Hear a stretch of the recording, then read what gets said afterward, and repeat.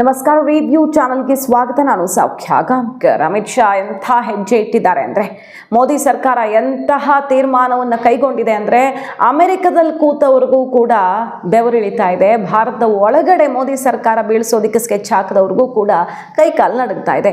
ಅಂತಹ ಕ್ರಮವನ್ನು ಕೈಗೊಳ್ತಿದೆ.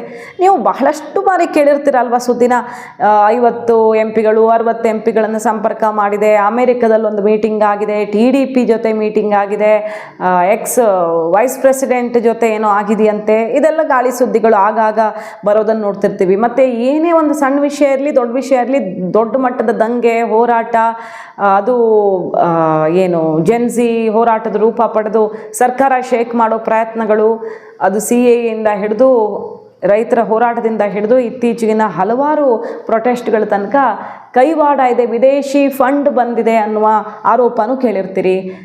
ಇದೆಲ್ಲದಕ್ಕೂ ಇನ್ನು ಮುಂದೆ ಫುಲ್ ಸ್ಟಾಪ್ ಹಾಕತ್ತಾ ಕೇಂದ್ರ ಸರ್ಕಾರ. ಯಾಕಂದರೆ ಅಂಥದ್ದೊಂದು ಕಟ್ಟುನಿಟ್ಟಿನ ಕ್ರಮ ಕೈಗೊಳ್ತಿದೆ. ಒಂದೇ ಸಲ ಆಗೋದಲ್ಲ, ಇವೆಲ್ಲ ದಂಗೆ ಎದ್ದು ಬಿಡ್ತು ಅಥವಾ ಇನ್ನೇನೋ ಆಗ್ಬಿಡ್ತು, ಒಂದೇ ಸಲ ಆಗಲ್ಲ, ತುಂಬ ದಿನಗಳಿಂದ ಪ್ಲ್ಯಾನ್ ಆಗಿರುತ್ತೆ.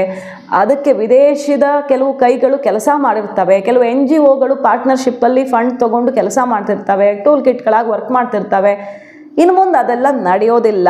ಯಾಕಂದರೆ FCRA ಅಮೆಂಡ್ಮೆಂಟ್ಸ್ ಮಾಡಿದೆ ಮೋದಿ ಸರ್ಕಾರ. ವಿದೇಶದಿಂದ ಬರುವಂಥ ಫಂಡ್ಗಳು ಇನ್ನು ಮುಂದೆ ಪಕ್ಕಾ ಲೆಕ್ಕ, ಮತ್ತು ಯಾರು ಕೊಟ್ಟಿದ್ದು, ಯಾವ ರಾಜ್ಯದಲ್ಲಿ ಏನಕ್ಕೆ ಯೂಸ್ ಮಾಡ್ತು ಆ NGO, ಇಂಥದ್ದೇ ಚಟುವಟಿಕೆಯನ್ನು ಒಂದು NGO ಮಾಡಬೇಕು. ಈ ಚಟುವಟಿಕೆ ಬಿಟ್ಟು ಬೇರೆದು ನಾವು ಏನೋ ಮಾಡ್ತಿದ್ದೀವಿ ಅನ್ನೋ ಥರದಲ್ಲಿ ತೋರಿಸೋ ಹಾಗೆ ಇಲ್ಲ. ಸೋಷಿಯಲ್ ಮೀಡಿಯಾ ಅಕೌಂಟ್ಸಿಂದ ಹಿಡಿದು ಯಾವ ರೀತಿ ಈಗ ಕಟ್ಟುನಿಟ್ಟಿನ ಕ್ರಮಗಳನ್ನು ಮೋದಿ ಸರ್ಕಾರ ಜಾರಿ ಮಾಡ್ತಿದೆ. ಅದರ ಜೊತೆಗೆ ಮತಾಂತರಿಗಳಿಗೆ ಕೂಡ ಆಘಾತ ಎದುರಾಗಿದೆ. ಯಾಕಂದರೆ ಮತಾಂತರಕ್ಕೆ ಅಂತಾನೆ ಫಂಡ್ ಬರ್ತಿತ್ತು ಸಿಕ್ಕಾಪಟ್ಟೆ ಬೇರೆ ಬೇರೆ ದೇಶಗಳಿಂದ. ಇಲ್ಲಿ ನಮ್ಮ ಹೆಣ್ಮಕ್ಳನ್ನು ಟಾರ್ಗೆಟ್ ಮಾಡೋದು ಅಥವಾ ಹಿಂದೂಗಳನ್ನು ಟಾರ್ಗೆಟ್ ಮಾಡೋದು, ಏನು ದೊಡ್ಡ ದೊಡ್ಡ ಸಂಖ್ಯೆಯಲ್ಲಿ ಅವರನ್ನು ವಿದೇಶಕ್ಕೆ ಸಾಗಿಸೋ ತನಕ, ಅಂದರೆ ಹ್ಯೂಮನ್ ಟ್ರಾಫಿಕಿಂಗ್ ತನಕ ನಡೆದಿರೋದು ನೋಡಿದ್ದೀವಿ. ಕಳೆದ ವರ್ಷ ಎಲ್ಲ ಏನು ಸುದ್ದಿಗಳು ಅದ್ರ ಬಗ್ಗೆ, UP ವಿವಿಧ ರಾಜ್ಯಗಳಲ್ಲಿ ಏನೇನು ನಡೀತಿತ್ತು ಅನ್ನೋದೆಲ್ಲ ಬಂತಲ್ವ. ಆಮೇಲೆ ಈ ಧಾರ್ಮಿಕ ಭಯೋತ್ಪಾದನೆ ಎಷ್ಟೆಷ್ಟು ನಡೆಯುತ್ತೆ, ಜಿಹಾದ್ ಕೃತ್ಯ ಹೆಂಗೆ ನಡೆಯುತ್ತೆ ಅನ್ನೋದು ನೋಡಿದ್ದೀವಿ. ಹಾಗಾಗಿ ಇದೆಲ್ಲದಕ್ಕೂ ಕಡಿವಾಣ ಹಾಕುವಂಥ ಒಂದು ಬಿಗ್ ಸ್ಟೆಪ್ ಇಡ್ತಾ ಇದೆ ಸರ್ಕಾರೇತರ ಸಂಸ್ಥೆಗಳು, ಅಂದರೆ NGOs. ವಿದೇಶಗಳಿಂದ ದೇಣಿಗೆ ಪಡೆಯುವಾಗ ಇನ್ನು ಮುಂದೆ ಕಟ್ಟುನಿಟ್ಟಿನ ಕ್ರಮವನ್ನು ಅನುಸರಿಸಬೇಕಾಗತ್ತೆ. ಈ ಕಂಡೀಷನ್ಸ್ ನೋಡಿ ಈಗ ಹೆಂಗೆ ಮಾಡಿದೆ ಸರ್ಕಾರ ಅಂತ ಗೊತ್ತಾಗತ್ತೆ ನಿಮಗೆ, ಎಷ್ಟು ಮಹತ್ವದ ಕ್ರಮ ಇದು ದೇಶದ ಭದ್ರತೆಗೆ ಅಂತ. ದೇಣಿಗೆ ಹಣವನ್ನು ಮತಾಂತರಕ್ಕೆ ಸಂಬಂಧಪಟ್ಟ ಚಟುವಟಿಕೆಗಳಿಗೆ ಬಳಸೋದಕ್ಕೆ ಕಡಿವಾಣ. ಇನ್ನು ಮುಂದೆ ಹೊರಗಡೆಯಿಂದ ಫಂಡು ಧಾರ್ಮಿಕ ಚಟುವಟಿಕೆಗಳಿಗೆ ಯೂಸ್ ಆಗೋ ಹಾಗಿಲ್ಲ. ಅಂದರೆ ಇವ್ರು ಮೆನ್ಷನ್ ಮಾಡಿರೋ ಚಟುವಟಿಕೆ ಬಿಟ್ಟು ಬೇರೆದಕ್ಕೆ ಯೂಸ್ ಆಗಲ್ಲ.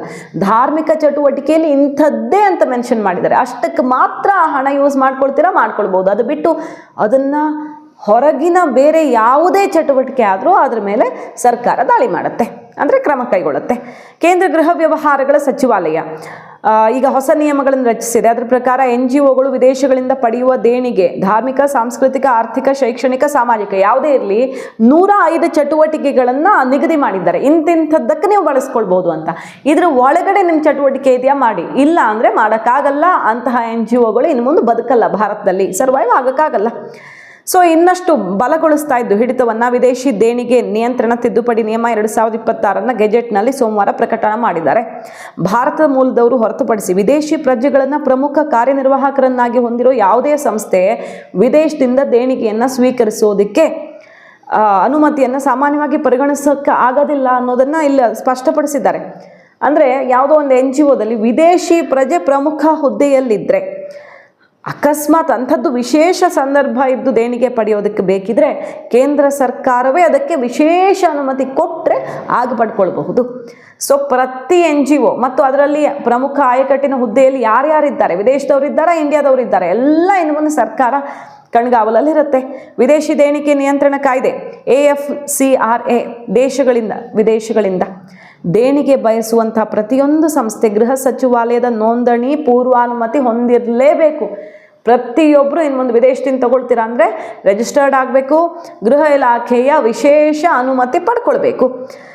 ವಿದೇಶಿ ದೇಣಿಗೆಗಳನ್ನು ಪಡೆಯೋದಕ್ಕೆ ಅನುಮತಿ ಕೊಟ್ಟಿರೋ 105 ಕಾರ್ಯಚಟುವಟಿಕೆಗಳ ಪಟ್ಟಿಯಿಂದ ಮಾತ್ರ ಇನ್ನು ಮುಂದೆ NGOಗಳು ತಮ್ಮ ಚಟುವಟಿಕೆಯನ್ನು ಆಯ್ಕೆ ಮಾಡ್ಕೊಳ್ಬೇಕು. ಅಂದರೆ ಎನಿ NGO ನಾವು ಇಂಥದ್ದೇ ಚಟುವಟಿಕೆ ಮಾಡ್ತಿದ್ದೀವಿ, ಇದಕ್ಕೋಸ್ಕರನೇ ಹಣ ಪಡ್ಕೊಳ್ತಿದ್ದೀವಿ ಮತ್ತು ಇದನ್ನು ಇಂತಹ ಕೇಂದ್ರಾಡಳಿತ ಪ್ರದೇಶ ಅಥವಾ ಇಂತಹ ರಾಜ್ಯದಲ್ಲೇ ಮಾಡ್ತಿದ್ದೀವಿ ಈ ಕೆಲಸವನ್ನು, ಬಂದಿರೋ ದುಡ್ಡನ್ನು ಈ ರಾಜ್ಯದಲ್ಲಿ ನಾವು ಈ ಕೆಲಸಕ್ಕೆ ಖರ್ಚು ಮಾಡಿದ್ದೀವಿ, ಪ್ರತಿಯೊಂದು ಕೂಡ ಕೇಂದ್ರ ಗೃಹ ಇಲಾಖೆಯ ಕಣ್ಗಾವಲಲ್ಲಿರುತ್ತೆ, ಮಾಹಿತಿಯನ್ನು ಕೊಡಲೇಬೇಕಾಗತ್ತೆ.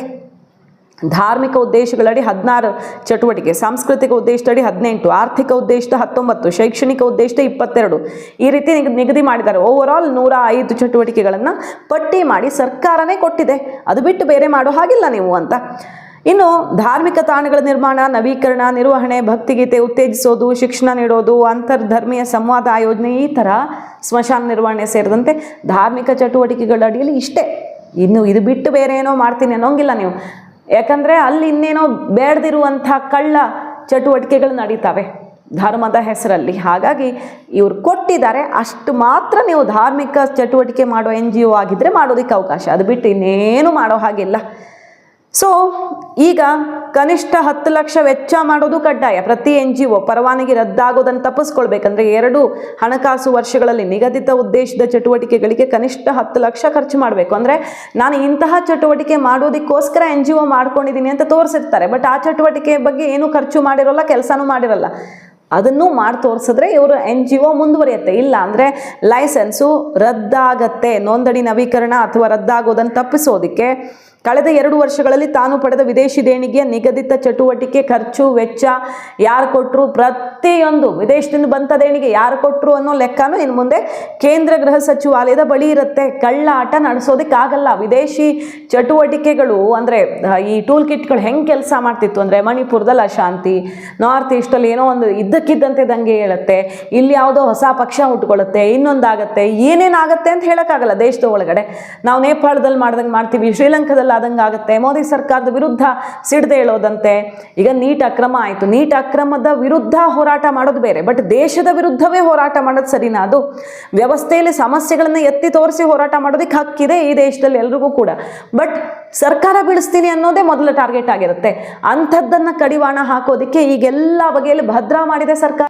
ಇದಿಷ್ಟೇ ಅಲ್ಲ, ಇನ್ನೂ ಒಂದು ಇಂಟ್ರೆಸ್ಟಿಂಗ್ ಪಾಯಿಂಟ್ ಇದೆ. NGOಗಳು FCRA ಅಡಿ ನೋಂದಣಿ ಅಥವಾ ನವೀಕರಣ ಅರ್ಜಿ ಸಲ್ಲಿಸುವಾಗ ತಮ್ಮ ಸಾಮಾಜಿಕ ಮಾಧ್ಯಮ ಖಾತೆಗಳ ವಿವರವನ್ನು ಒಪ್ಪಿಸಬೇಕಾಗತ್ತೆ ಸರ್ಕಾರಕ್ಕೆ. ಸೊ ಎಲ್ಲವೂ ಕೂಡ ಸರ್ಕಾರದ ಕಣ್ಗಾವಲಲ್ಲಿ ನಡೆಯುತ್ತೆ. NGOಗಳು ತಾವು ಯಾರಿಗೂ ಆನ್ಸರೇಬಲ್ಲೇ ಅಲ್ಲ, ಏನು ಬೇಕಾದರೂ ಮಾಡಬಹುದು ಅನ್ನೋ ರೀತಿಯಲ್ಲಿ ಇನ್ನು ಮುಂದೆ ಇರಲ್ಲ ಅನ್ನೋದು ಅತ್ಯಂತ ಮಹತ್ವವಾದ ಬೆಳವಣಿಗೆ. ಈಗ ಅಮೇರಿಕದವ್ರಿಗೂ ಸುಮಾರು ಜನಕ್ಕೆ ಇದು ನುಂಗಲಾರ್ದ ತುತ್ತಾಗಿದೆ, ಅಲ್ಲಿ ಕೂತ್ಕೊಂಡು ನಡೆಸೋರಿಗೆ. ಮತ್ತು ಇಂಡಿಯಾದ ಒಳಗಡೆ ಕೂಡ ಕೆಲವರೆಲ್ಲ ರಾಜಕೀಯ ಪಕ್ಷಗಳು ವಿರೋಧ ಮಾಡ್ತಿದ್ದಾರೆ. ಅಮೇರಿಕದವರು ವಿರೋಧ ಮಾಡೋದು ಸರಿ, ಯಾಕಂದರೆ ಮೋದಿ ಇಳಿಸೋದಕ್ಕೆ ಮನಸ್ಸಿದೆ ಅವ್ರಿಗೆ ತುಂಬ ಜನಕ್ಕೆ. ಕಾಂಗ್ರೆಸ್ನವ್ರು ಯಾಕೆ ವಿರೋಧ ಮಾಡ್ತಿದ್ದಾರೆ ಅಂತ BJP ಅವರೆಲ್ಲ ಕೆಲವರು ಪ್ರಶ್ನೆ ಮಾಡ್ತಿದ್ದಾರೆ. ನೋಡಬೇಕಿದು ಯಾವ ಹಂತಕ್ಕೆ ಹೋಗುತ್ತೆ ರಾಜಕೀಯ ಜಟಾಪಟಿ ಅಂತ. ನೋಡಿ, ಈಗ ಇವರು ನಾರಾ ಲೋಕೇಶ್ ಅವರು, ಚಂದ್ರಬಾಬು ನಾಯ್ಡು ಅವರ ಮಗ, ಒಂದು ಪ್ರಶ್ನೆಗೆ ಉತ್ತರ ಕೊಡ್ತಾ ಅಚ್ಚರಿಯ ವಿಷಯವನ್ನು ಹೇಳಿದ್ದಾರೆ. ಏನದು? ನಾರಾ ಲೋಕೇಶ್ ಅವ್ರಿಗೆ ಪ್ರಶ್ನೆ ಬರುತ್ತೆ.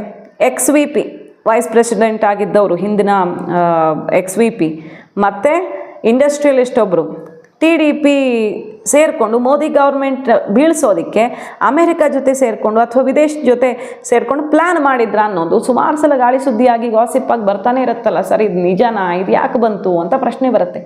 ಗೊತ್ತಿಲ್ಲ, ಇದು ಪದೇ ಪದೇ ಬರ್ತಾನೆ ಇದೆ. ನಾನು ಸ್ವತಃ ಈ ವಿಚಾರದಲ್ಲಿ ನರೇಂದ್ರ ಮೋದಿಯವ್ರನ್ನೇ ಭೇಟಿಯಾಗಿ ಸಮಜಾಯಿಷಿ ಕೊಟ್ಟು ಬಂದಿದ್ದೀನಿ. ಮೋದಿಯವ್ರು ನಕ್ಬಿಟ್ರು. ಏನಿಲ್ಲ, ನಂಗೆ ಡೌಟ್ ಇದ್ದರೆ ನಿಮಗೆ ಕಾಲ್ ಮಾಡ್ತಿದ್ದೆ ಬಿಡಿ. ಅಮೆರಿಕಾಗೋ ಅಥವಾ ವಿದೇಶಕ್ಕೋ ಹೋಗ್ತಾನೆ ಇರಬೇಕಾಗತ್ತೆ. ಒಂದು ರಾಜ್ಯ ನಡೆಸೋರು ಹೋಗದೇ ಇರೋಕ್ಕಾಗತ್ತಾ? ನನಗೆ ನಿಮ್ಮ ಮೇಲೆ ನಂಬಿಕೆ ಇದೆ, ನೀವು ನಮ್ಮ ಕೈ ಕೊಡಲ್ಲ, ನಂಬಿಕೆ ಇದೆ, ತಲೆ ಕೆಡಿಸ್ಕೊಳ್ಬೇಡಿ ಅಂತ ಹೇಳಿ ಕಳಿಸಿದ್ರಂತೆ. ಸೊ ನಾರಾ ಲೋಕೇಶ್ ಅವರು ಎಕ್ಸ್ಪ್ಲನೇಷನ್ ಕೊಡೋ ತನಕ ಹೋಗಿದೆ. ಅಂದರೆ ಏನೋ ತುಂಬ ಪ್ರಯತ್ನಗಳಾಗಿವೆಯಾ? ಇವರು ರೆಸ್ಪಾಂಡ್ ಮಾಡಿದಾರೋ ಬಿಟ್ಟಿದ್ದಾರೋ, ಒಟ್ಟಿನಲ್ಲಿ ಪ್ರಯತ್ನ ಆಗಿತ್ತಾ? ಅದರ ಸುತ್ತ ಪ್ರಶ್ನೆ ಮತ್ತೆ ಬಂದಿದೆ, ಅದಕ್ಕೆ ಕ್ಲಾರಿಫಿಕೇಶನ್ ಕೊಟ್ಟಿದ್ದಾರೆ. ಬಹಳ ದೊಡ್ಡ ಸೀಕ್ರೆಟ್, ಒಳಗಡೆ ಏನೇನು ಆಗಿದೆ ಅನ್ನೋದೆಲ್ಲ ಸಿಡಿಸಿದ್ದಾರೆ. ಮೋದಿಯವರೇ ಮೋದಿ ಹತ್ರನೇ ಹೋಗಿ ಮಾತಾಡ್ಕೊಂಡು ಬಂದಿದ್ದಾರಂತೆ. ನರೇಂದ್ರ ಮೋದಿ ಅವರು ನಕ್ಕು ಬಿಟ್ಟಿದ್ದಾರಂತೆ ಇದಕ್ಕೆ. ಸೊ ಅಮೆರಿಕ ಅಥವಾ ವಿದೇಶಗಳು ಯಾವ ಥರ ಟ್ರೈ ಮಾಡ್ತಾ ಇದೆ ಮೋದಿ ಸರ್ಕಾರ ಬೀಳಿಸೋದಕ್ಕೆ ಅಂದರೆ. But the one story that keeps coming to people in South Bombay that I want to ask you about is about a meeting that apparently happened with your father, a corporate leader, a former vice president. And this story keeps coming up. So I want to give you a chance to kind of respond to it. Do you know about the story I'm talking about? Was there this meeting? What happened in the meeting? Is it a fiction or somebody's imagination? So I don't know why the story keeps repeating again and again and again. And it's always that TDP has to prove itself that yes, we are in NDA. So every 3 months, 6 months, a year, a story ki someone writes that TDP is upset, or someone writes that TDP is going to go its own way. I'm like, there was never a conversation. There's no need to be upset because all the doors are open.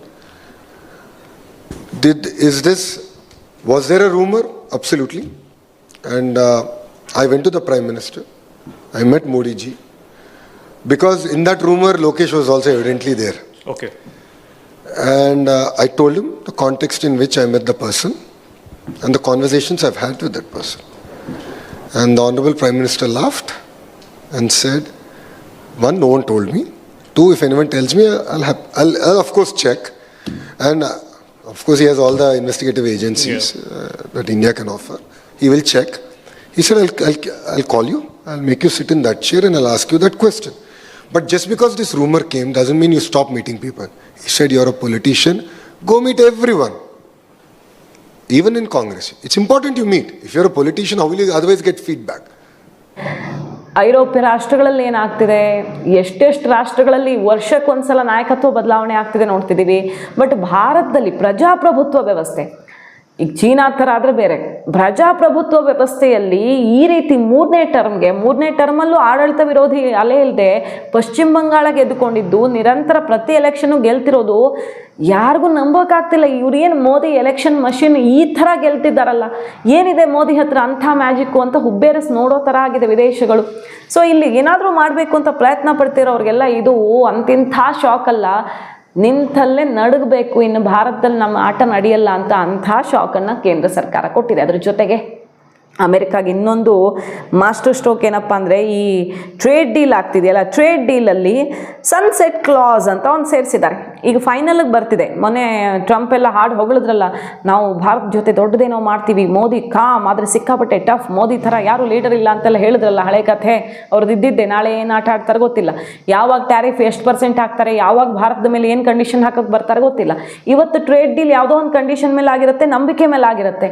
ನಾಳೆ ಇವರು ಹೊಸ ಕಂಡೀಷನ್ಗಳನ್ನು ತೊಗೊಂಡು ಬರ್ತಾರೆ, ಮತ್ತು ಅವರು trade ಪಾಲಿಸಿಗಳನ್ನೇ change ಮಾಡಿಬಿಡ್ಬಹುದು agreement sign ಆದಮೇಲೆ. ಆವಾಗ ಭಾರತಕ್ಕೆ ತೊಂದರೆ ಆಗುತ್ತಲ್ವಾ.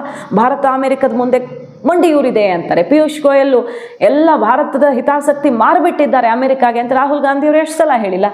ಈಗ ಅದೇ ಪಿಯೂಷ್ ಗೋಯಲ್ ಅವರ ಮಾಸ್ಟರ್ ಮೈಂಡ್ ಕೆಲಸ ಮಾಡಿದೆ ನೋಡಿ. ಏನಂತ, ಸನ್ಸೆಟ್ ಕ್ಲಾಸ್ ಅಂತ ಒಂದು ಸೇರಿಸಿದ್ದಾರೆ. ಇದರಿಂದ ಏನಾಗುತ್ತೆ ಅಂದರೆ, ಅಮೆರಿಕ ಏನಾದರೂ ಚೇಂಜಸ್ ಮಾಡೋಕ್ಕೆ ಹೋದರೆ, ಅಗ್ರಿಮೆಂಟ್ ಆದಮೇಲೆ ಆಟ ಆಡೋಕ್ಕೆ ಹೋದರೆ ಇಬ್ಬರೂ ಬರಬೇಕಾಗತ್ತೆ. ಟ್ರೇಡ್ ಅಗ್ರಿಮೆಂಟ್ ಮೇಲೆ ಇಬ್ಬರು ಟೇಬಲ್ಗೆ ಬಂದು ಕೂತು ಮತ್ತೆ ನೆಗೋಷಿಯೇಷನ್ ಶುರುವಾಗುತ್ತೆ. ಸೊ ಈಗಾಗಿರುವಂಥ ಒಪ್ಪಂದ ಅಲ್ಲಿಗೆ ಮುರಿದು ಬೀಳುತ್ತೆ, ಹೊಸದಾಗತ್ತೆ. ಈಗ ಏನು ಬೇಕಾದರೂ ಮಾಡ್ಬೋದು, ಅಗ್ರಿಮೆಂಟ್ ಆಗಿಬಿಟ್ಟಿದೆ, ಭಾರತ ಜೊತೆ ಮತ್ತೆ ನಾಳೆ ಆಟ ಆಡೋಣ ಅಂದರೆ ಆಗಲ್ಲ. ಅಂಥ ಒಂದು ಕ್ಲಾಸನ್ನು ಇನ್ಕ್ಲೂಡ್ ಮಾಡಿದ್ದಾರೆ. ಅದೆಲ್ಲ ಓಕೆ ಆದರೆ ಮಾತ್ರ ಭಾರತ ಅಗ್ರಿಮೆಂಟು ಟ್ರೇಡ್ ಡೀಲ್ಗೆ ಫೈನಲ್ ಮಾಡುತ್ತೆ, ಇಲ್ಲ ಅಂದರೆ ಇಲ್ಲ. ಸೊ ಈಗ ಅಮೆರಿಕ ಯಾವುದನ್ನು ಟ್ಯಾರಿಫ್ ಫ್ರೇಮ್ವರ್ಕು, ಮಾರ್ಕೆಟ್ ಆಕ್ಸೆಸ್ ಕಮಿಟ್ಮೆಂಟು ಏನು ಚೇಂಜ್ ಮಾಡೋಕ್ಕಾಗಲ್ಲ. ಚೇಂಜ್ ಮಾಡಿದರೆ ಮತ್ತೆ ಟ್ರೇಡ್ ಡೀಲು ಅದರಿಂದ ಪರಿಣಾಮಕ್ಕೊಳಗಾಗತ್ತೆ. ಹಾಗೆ ಇನ್ಶೂರೆನ್ಸ್ ಬಗ್ಗೆ ಕೂಡ, ಅಂದರೆ ಈ ಫ್ಯೂಚರ್ ಪಾಲಿಸಿ ಶಾಕ್ಸು ಅದ್ರ ಬಗ್ಗೆ ಎಲ್ಲ ಇನ್ಶೂರೆನ್ಸನ್ನು ಕೂಡ ಖಚಿತಪಡಿಸ್ಕೊಳ್ತಿದೆ. ಸುಮ್ಮನೆ ಅಗ್ರಿಮೆಂಟು ಮಾತುಕತೆಯಲ್ಲಾಗೋದು, ನಂಬಿಕೆ ಮೇಲಾಗೋದು, ನಾಳೆ ಭಾರತಕ್ಕೆ ಇದರಿಂದ ವಿನ್ ಲೂಸ್ ಸಿಚುವೇಶನ್ ಆಗಬಾರ್ದಲ್ಲ, ನಮಗೆ ಡಿಸ್ಅಡ್ವಾಂಟೇಜ್ ಆಗಿ ಅಮೆರಿಕ ಮುಂದೆ ಮಂಡಿ ಉರ್ದು ಅಂತ ಆಗಬಾರ್ದಲ್ಲ. ಭಾರತಕ್ಕೆ ಲಾಭ, ಭಾರತದ ರೈತರ ಹಿತಾಸಕ್ತಿ, ಇದೆಲ್ಲ ಖಚಿತಪಡಿಸ್ಕೊಳ್ಬೇಕಂದ್ರೆ ಸಿಂಪಲ್ ಫಾರ್ಮುಲಾ, ಸನ್ ಕ್ಲಾಸ್ಗೆ ಓಕೆ ಇದೆಯಾ ನಿಮಗೆ, ಬನ್ನಿ.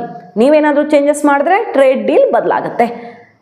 ಸೊ ಗೆರೆ ಎಳೆದು ಬಿಟ್ಟಿದೆ, ಲಕ್ಷ್ಮಣ ರೇಖೆ ಹಾಕಿಬಿಟ್ಟಿದೆ ಭಾರತ. ಸೊ ನುಂಗಲಾರದ ತುತ್ತು ಅಮೆರಿಕಾಗೆ, ಡಬಲ್ ಶಾಕ್. ಮಾಹಿತಿ ಇಷ್ಟ ಆಗಿದ್ರೆ ಮಿಸ್ ಮಾಡಿದ್ರೆ ನಮ್ಮ ಚಾನಲ್ನ ಸಬ್ಸ್ಕ್ರೈಬ್ ಮಾಡಿ, ನಿಮ್ಮ ಅಭಿಪ್ರಾಯ ಕಮೆಂಟ್ ಮಾಡಿ ತಿಳಿಸಿ. Thank you.